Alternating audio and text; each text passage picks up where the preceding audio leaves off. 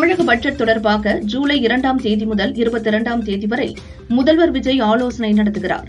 பட்ஜெட்டில் இடம்பெறக்கூடிய திட்டங்கள், தேவையான நிதி உள்ளிட்டவைகள் குறித்து துறை ரீதியான அமைச்சர்கள், அதிகாரிகளுடன் ஆலோசனை மேற்கொள்ள உள்ளார். நான் போதைப் பழக்கத்திற்கு ஆளாக மாட்டேன். மேலும் எனது குடும்பத்தினரையும் நண்பர்களையும் போதைப் பழக்கத்திற்கு ஆளாகாமல் தடுத்து அவர்களுக்கு அறிவுரை வழங்குவேன் என போதைப்பொருள் விழிப்புணர்வு மாரத்தனில் மக்களுடன் முதல்வர் விஜய் உறுதிமொழி எடுத்துக் கொண்டார். திருச்சி கிழக்கு தொகுதி இடைத்தேர்தலில் திமுக தலைவர் ஸ்டாலின் போட்டியிட உள்ளதாக தகவல் வெளியாகியுள்ளது. ஆனால் போட்டியிடுவது தொடர்பாக முடிவு செய்யவில்லை என ஸ்டாலின் கூறினார். தமிழக அரசின் டெல்லி சிறப்பு பிரதிநிதியாக ஜனநாயகன் படத்தின் தயாரிப்பாளர் கே. வெங்கட நாராயணா நியமிக்கப்பட்டார். மருத்துவக் கல்லூரி தொடங்குவதற்கு நயினார் நாகேந்திரன் விண்ணப்பித்துள்ளார் என்பதை அமைச்சர் செங்கோட்டையன் ஆணித்தரமாக உறுதிப்படுத்தியுள்ளார். தன்னிடம் ஆதாரங்கள் உள்ளதாக தெரிவித்த அவர், நாகேந்திரனின் சவாலுக்கு பதிலடி கொடுக்கும் வகையில் விண்ணப்பம் இருக்கிறது என தெரிவித்துள்ளார். அதிமுக கொள்கை பரப்பு துணை செயலாளர்களாக MLA Sukumar, Subramanian, K. C. Palaniswami ஆகியோர் நியமிக்கப்பட்டுள்ளனர். அதிமுக மகளிர் அணி இணை செயலாளராக ராஜலட்சுமியை நியமித்து பொதுச் செயலாளர் பழனிசாமி அறிவித்துள்ளார். 12 மாநகராட்சிகளில் தூய்மைப் பணியை தனியார் மயமாக்கும் டெண்டர் ரத்து செய்யப்பட்டது. சாத்தியக்கூறு அறிக்கை தயார் செய்வதற்காக விடப்பட்ட டெண்டரை அரசு ரத்து செய்தது. சென்னையில் 284 கோடி ரூபாய் மதிப்பீட்டிலான நடைபாதை திட்டப்பணிக்கான டெண்டர் ரத்து செய்யப்பட்டது. அரசு ஊழியர்கள் மற்றும் ஓய்வூதியதாரர்களுக்கான புதிய மருத்துவ காப்பீட்டு திட்டத்தை தமிழக அரசு அறிவித்துள்ளது. இது 2026 ஜூலை 1 முதல் 2031 ஜூன் 30 வரை 5 ஆண்டுகளுக்கு நடைமுறையில் இருக்கும். ஒரு குடும்பத்திற்கு மொத்தம் ரூபாய் 27 லட்சம் வரையிலான மருத்துவ சிகிச்சைகளை மேற்கொள்ள அரசு ஏற்பாடு செய்துள்ளது. திமுக முன்னாள் அமைச்சர் ஏவ வேலு வீட்டில் நடந்த சோதனை வரவேற்கத்தக்கது.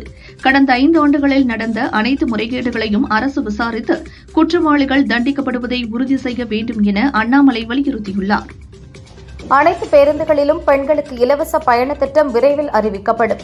அனைத்து திட்டங்களும் ஒவ்வொன்றாக செயல்படுத்தப்படும் என போக்குவரத்து அமைச்சர் தமிழன் பார்த்திபன் தெரிவித்தார். 2 ஆண்டுகளுக்கு முன்பு கிரிக்கெட் ஸ்டேடியத்தில் அமைச்சர் சரத்குமார் போதைப்பொருள் பயன்படுத்துவது போன்ற வீடியோ வைரலானது. இதற்கு விளக்கம் அளித்துள்ள அமைச்சர், குழந்தைக்கு உடல்நலம் சரியில்லாததால் மாத்திரையை பொடியாக்கி கொடுத்ததை வீடியோ எடுத்து சிலர் தவறாக பரப்புவதாக தெரிவித்தார். எங்கள் கட்சி நிர்வாகிகள் மீது புகார் வந்தால் தயவு செய்து உண்மை தன்மையை அறிந்து நடவடிக்கை எடுக்க வேண்டும். தவறு செய்தவர்களுக்கு நாங்கள் ஒருபோதும் சப்போர்ட் செய்ய மாட்டோம் என விருதுநகர் மாவட்ட கலெக்டர் மற்றும் எஸ்பியிடம் அமைச்சர் ஜெகதீஸ்வரி கோரிக்கை விடுத்தார். முன்னாள் அமைச்சர் ஏவா வேலு நல்ல ஆதாரங்களுடன் சிக்கியிருக்கிறார். அவர் இதை துணிச்சலுடன் எதிர்கொள்ள வேண்டும் என அமைச்சர் ராஜ்மோகன் தெரிவித்தார். கும்பகோணத்தை தலைமையிடமாக கொண்டு விரைவில் புதிய மாவட்டம் அறிவிக்கப்படும் என அமைச்சர் வினோத் தெரிவித்தார். வாழை விவசாயிகளுக்கு காப்பீடு வழங்குவதற்கான ஆலோசனை நடந்து வருவதாகவும் கூறினார். மதிமுகவில் இருந்து விலகிவிட்டேன் என சீர்காழி எம்எல்ஏ செந்தில் செல்வன் தெரிவித்துள்ளார். திமுகவில் அடிப்படை உறுப்பினராக இணைந்துவிட்டேன் என்றார்.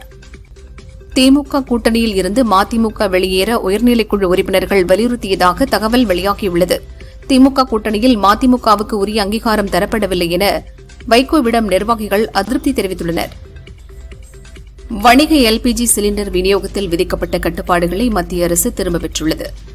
மொத்தமாக வாங்குபவர்களுக்கு 50% வரை சிலிண்டர் விநியோகிக்கப்பட உள்ளது. திமுக கூட்டணியில் இருந்தபோதும் கொச்சைப்படுத்தினர், தாவேக கூட்டணியில் இருக்கும்போதும் இழிவாக பேசுகின்றனர். நாம் குறிவைக்கப்படுகிறோம் என்பதுதான் இதன் பொருள் என விசிக தலைவர் திருமாவளவன் தெரிவித்துள்ளார். முன்னாள் மத்திய அமைச்சர் டி.ஆர். பாலு தொடர்ந்த அவதூறு வழக்கு சென்னை சைதாப்பேட்டை கோர்ட்டில் விசாரணைக்கு வரும் நிலையில் வருகிற 30ஆம் தேதி அண்ணாமலை மீண்டும் டி.ஆர். பாலுவிடம் குறுக்கு விசாரணை நடத்தவுள்ளார்.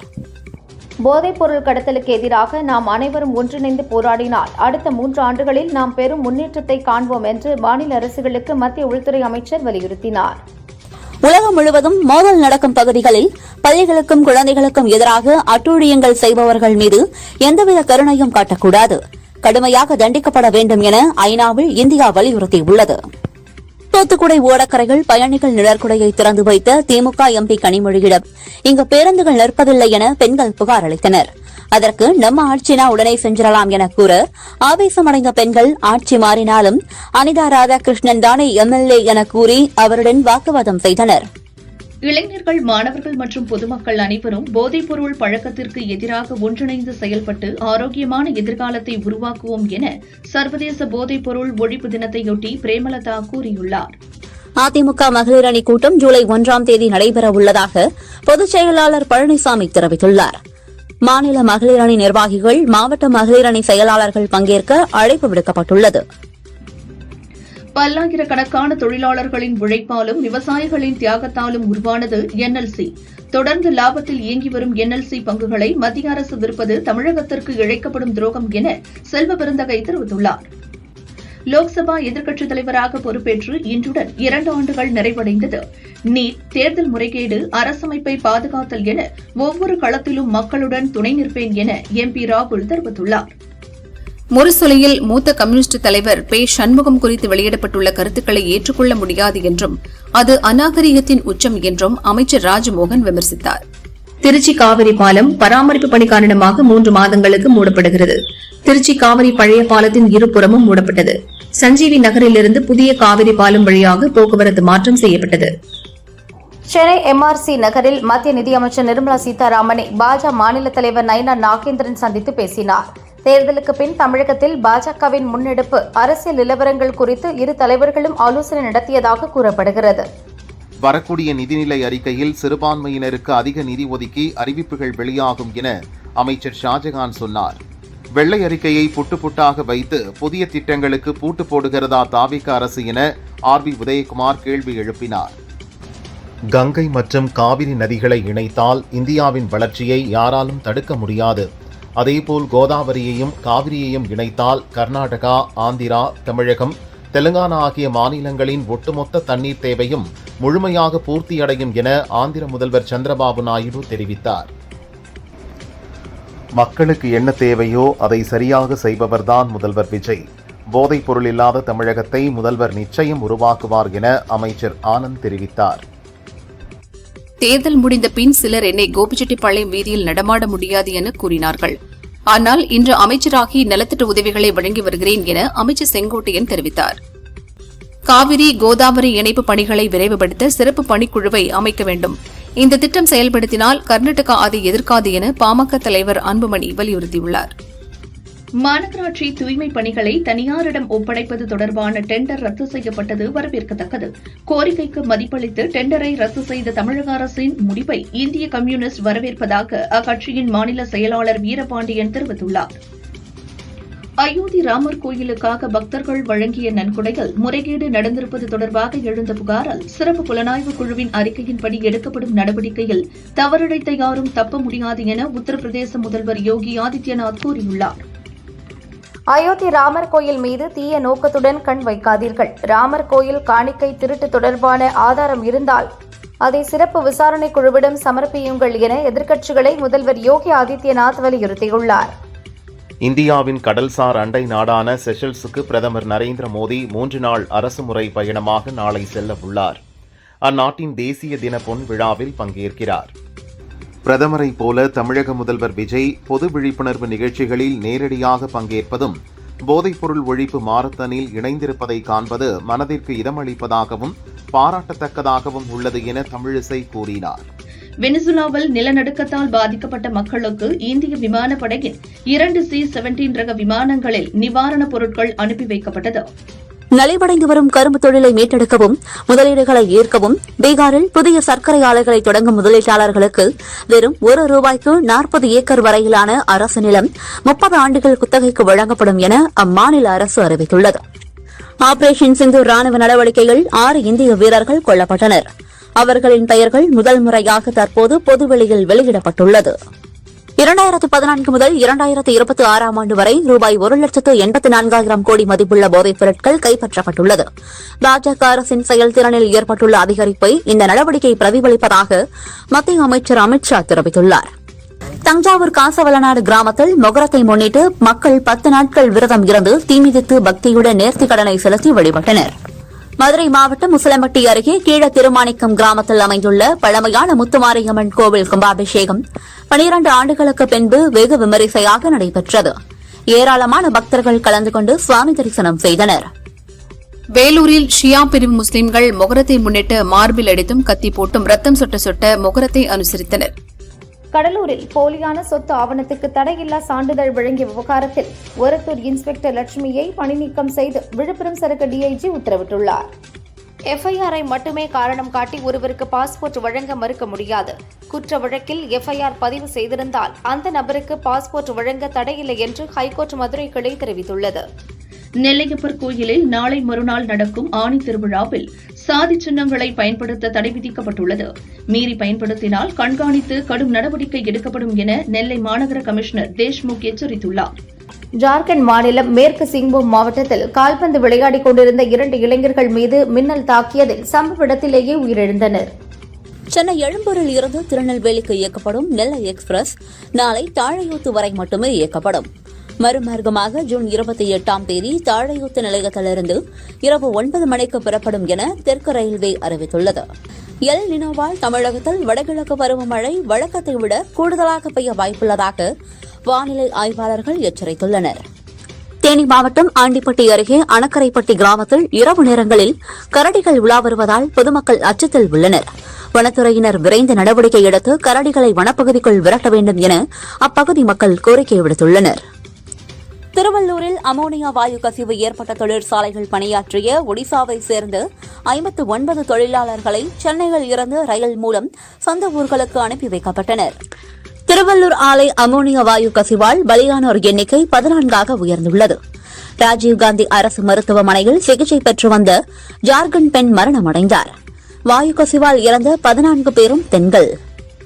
சென்னை, திருவள்ளூர், காஞ்சிபுரம், செங்கல்பட்டு, ராணிப்பேட்டை, திருவண்ணாமலை ஆகிய 6 மாவட்டங்களில் நாளை கனமழைக்கு வாய்ப்புள்ளதாக வானிலை ஆய்வு மையம் தெரிவித்துள்ளது. தமிழகத்தில் அரசு கலையறிவியல் கல்லூரிகளில் நடப்பு கல்வியாண்டிற்கான கூடுதல் மாணவர் சேர்க்கைக்கு அரசு அனுமதி வழங்கியுள்ளது. அரசு கல்லூரிகளில் 20%, அரசு உதவி பெறும் கல்லூரிகளில் 15% கூடுதல் இடங்களுக்கு அனுமதி வழங்கப்பட்டுள்ளது. திண்டுக்கல் மாவட்டம் கொடைக்கானல் சிட்டி வியூ பகுதியில் +1 மாணவியிடம் ஆசை வார்த்தை கூறி அழைத்து சென்று பாலியல் வன்கொடுமை செய்த சித்தப்பா முறை கொண்ட இளைஞர் அருள் பிரகாஷை போக்சோ வழக்கில் போலீசார் கைது செய்து சிறையில் அடைத்தனர். தென்காசி, பாவூர் சத்திரம், கடையம் பகுதிகளில் திமுக சார்பில் முதல்வர் விஜயை விமர்சிக்கும் வகையில் அப்பாவை காணோம், தேடும் மகன் மகள் என்ற வாசகங்கள் அடங்கிய போஸ்டர்கள் ஒட்டப்பட்டன. இந்த போஸ்டர்களை தென்காசி நகராட்சித்துறை அலுவலர்கள் வெள்ளை பேப்பர் ஒட்டி மறைத்தனர். கோவை ஆர்எஸ்புரம் காந்தி பார்க் பகுதியில் பள்ளி சீருடையில் ஒரே பைக்கில் 4 மாணவர்கள் ஹெல்மெட் இல்லாமல் ஆபத்தான முறையில் பயணித்த வீடியோ சமூக வலைதளங்களில் வைரலாகி வருகிறது. அவர்கள் மீது நடவடிக்கை எடுக்க வேண்டும் என சமூக ஆர்வலர்கள் கோரிக்கை விடுத்துள்ளனர். போதைப் பொருட்கள் தொடர்பான குற்றங்களை தடுக்க தமிழக அரசு எடுத்து வரும் பல்வேறு முன்னெடுப்புகளுக்கு அனைவரும் துணை நின்று போதைப்பொருள் இல்லாத பாதுகாப்பான மற்றும் ஆரோக்கியமான தமிழகத்தை உருவாக்குவோம் என முதல்வர் விஜய் தெரிவித்துள்ளார். தங்கம் விலை சவரனுக்கு 640 ரூபாய் உயர்ந்து ஒரு சவரன் 1,05,760 ரூபாய்க்கும், கிராமுக்கு 80 ரூபாய் உயர்ந்து 1 கிராம் 13,220 ரூபாய்க்கும் விற்பனையாகிறது. வெள்ளி கிராமுக்கு 5 ரூபாய் உயர்ந்து 1 கிராம் 235 ரூபாய்க்கு விற்பனை செய்யப்படுகிறது. திருவள்ளூர் இறால் பதப்படுத்தும் ஆலையில் ஏற்பட்ட அமோனியா வாயு கசிவால் பாதிக்கப்பட்டவர்களில் தற்போது வரை 43 தொழிலாளர்கள் சிகிச்சையில் உள்ளதாக சுகாதாரத்துறை தெரிவித்துள்ளது. 10 பேரின் உடல்கள் சொந்த மாநிலத்திற்கு அனுப்பி வைக்கப்பட்டுள்ளது. மென்பொருள் தொழில்நுட்ப மேம்பாட்டு பணிகள் காரணமாக இன்று முதல் 28ஆம் தேதி வரை எஃப்ஓ போர்ட்டல் மூலமான சேவைகள் தற்காலிகமாக நிறுத்தப்படுவதாக அறிவிக்கப்பட்டுள்ளது. சென்னை துறைமுகம் தொகுதி தாவேக வேட்பாளரை தாக்கிய வழக்கில் முன்னாள் அமைச்சர் சேகர்பாபு மீதான வழக்கை ரத்து செய்ய சென்னை ஹைகோர்ட் மறுப்பு தெரிவித்துள்ளது. ஆந்திராவிலிருந்து சென்னைக்கு வந்த ஆம்னி பஸ் சென்னை கொல்கத்தா தேசிய நெடுஞ்சாலையில் திருவள்ளூர் மாவட்டம் சோழவரம் அருகே வந்தபோது திடீரென தீப்பற்றி எரிந்தது. பயணிகள் யாருக்கும் பாதிப்பு ஏற்படவில்லை. தமிழகம் முழுவதும் வரும் 28ஆம் தேதி போலியோ சொட்டு மருந்து முகாம் நடைபெறவுள்ளது. பெற்றோர் தங்கள் குழந்தைகளுக்கு போலியோ சொட்டு மருந்தினை செலுத்திக் கொள்ளும்படி தமிழக அரசு சார்பில் தெரிவிக்கப்பட்டுள்ளது. சர்வதேச போதைப்பொருள் ஒழிப்பு மற்றும் சட்டவிரோத கடத்தல் தடுப்பு தினத்தை ஒட்டி போதை ஒழிப்பில் சிறந்து விளங்கிய காவல்துறையினர் 15 பேருக்கு முதல்வரின் காவல் பதக்கங்கள் அறிவிக்கப்பட்டுள்ளது. சர்வதேச போதைப்பொருள் எதிர்ப்பு நாளை ஒட்டி சென்னை காமராஜர் சாலையில் நடந்த விழிப்புணர்வு மாரத்தான் ஓட்டத்தை முதல்வர் விஜய் கொடியசைத்து துவங்கி வைத்து பங்கேற்றார். கபடி வீராங்கனையை வலுக்கட்டாயமாக பாலியல் வன்கொடுமை செய்ததாக கண்ணகி நகர் கபடி பயிற்சியாளர் ராஜு மீது பாதிக்கப்பட்ட பெண் புகார் அளித்துள்ளார். ராஜ் தற்போது தலைமறைவாகியுள்ளார். ஜப்பான் பிரதமர் சனாயே டகாய்ச்சி ஜூலை 1 முதல் 3 வரை இந்தியாவில் அரசுமுறை பயணம் மேற்கொள்கிறார். டெல்லியில் நடைபெறவுள்ள 16வது இந்தியா ஜப்பான் வருடாந்திர உச்சி மாநாட்டில் பங்கேற்கிறார். பாரிஸ் மாகாணத்தில் தெருக்கள் மற்றும் பிற பொது இடங்களில் மது அருந்துவதற்கும் எடுத்து செல்லும் வகையிலான மது விற்பனைக்கும் பிரான்ஸ் அரசு தடை விதித்துள்ளது.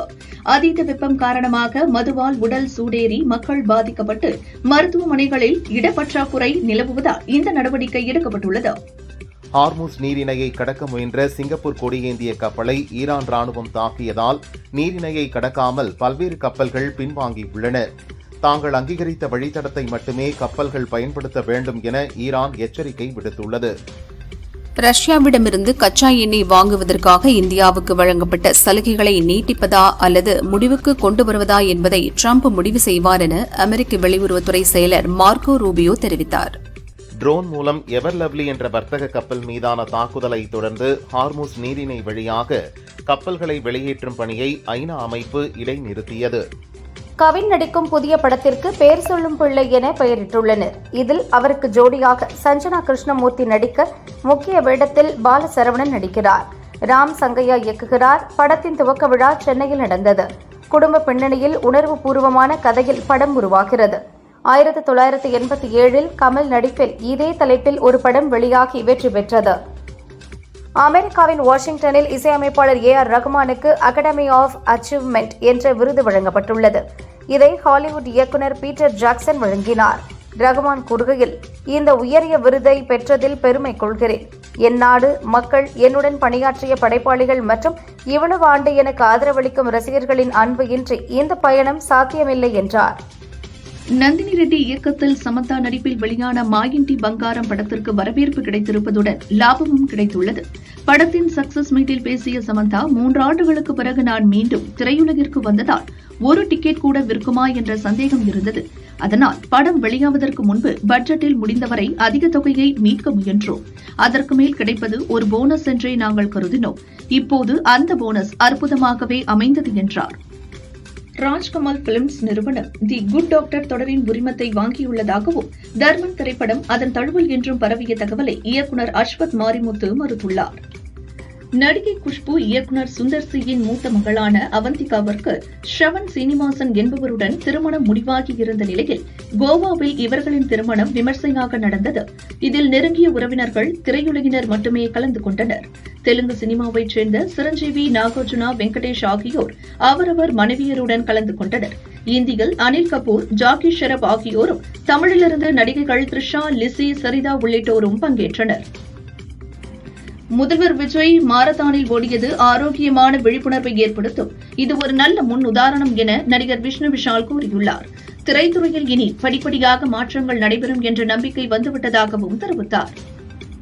ஹிந்தியில் சஞ்சய் தத் நடிப்பில் ராஜ்குமார் ஹிரானி இயக்கத்தில் வெளியான முன்னாபா MBBS படம் 2 பாகங்களாக வெளியாகி வரவேற்பை பெற்றது. தமிழில் கமல் நடிப்பில் வசூல் ராஜா MBBS என்ற பெயரில் ரீமேக் ஆகி இங்கும் வெற்றி பெற்றது. இதன் 3ஆம் பாகம் பற்றி ராஜ்குமார் கூறியதாவது, 3ஆம் பாக பணிகள் கைவிடப்படவில்லை. பணி நடக்கிறது. 3 கதைகள் எழுதி பாதியில் நிற்கின்றன. முதல் 2 பாகங்களின் தரத்திற்கு நிகராக அல்லது அதைவிட அதிகமாக உருவாக்குவதுதான் சவாலாக இருக்கிறது என்றார்.